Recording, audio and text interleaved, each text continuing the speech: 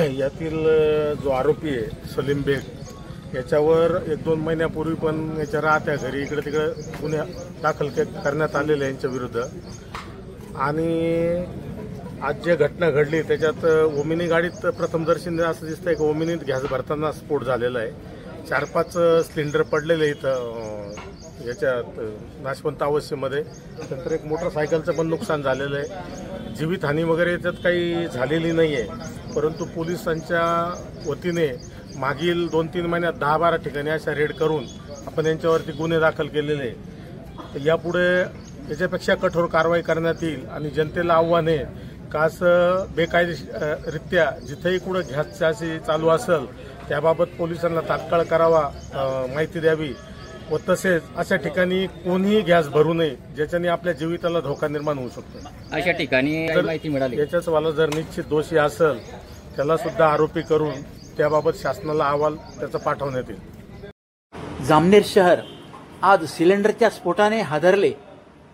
जामनेर शहरात सोमवारी 29 सप्टेंबर रोजी सकाळी 9:30च्या सुमारास बोदवड रस्त्यावरील एकता नगरमध्ये एका पत्र्याच्या शेडमध्ये खासगी वाहनात घरगुती गॅस सिलेंडरमधून गॅस भरण्याचा अनधिकृत प्रकार सुरू होता। सिलेंडरचा मोठा स्फोट झाल्याने या स्फोटानंतर या ठिकाणी असलेल्या सुमारे 7 सिलेंडरचा देखील स्फोट झाल्याने मोठी खळबळ उडाली।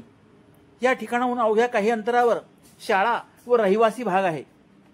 स्फोटाचा आवाज ऐकून नागरिकांमध्ये मोठी भीती निर्माण झाली।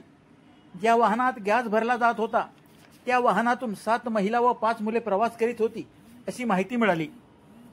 सुदैवाने सर्व प्रवाशांना गॅस भरण्यापूर्वी चालकाने उतरवून बाजूला उभे केल्याचे दिसून आले, त्यामुळे जीवितहानी टळली। या स्फोटात या ठिकाणाच्या मागच्या बाजूला एका शेडमध्ये असलेल्या शेळ्यांपैकी एक शेळी भाजून मरण पावली, तर गॅस भरणारा देखील जखमी झालेला आहे। अशा प्रकारे अनधिकृत गॅस भरणारे शहरात आणखी कोठे आहेत याचा पोलिसांनी शोध घेतला पाहिजे।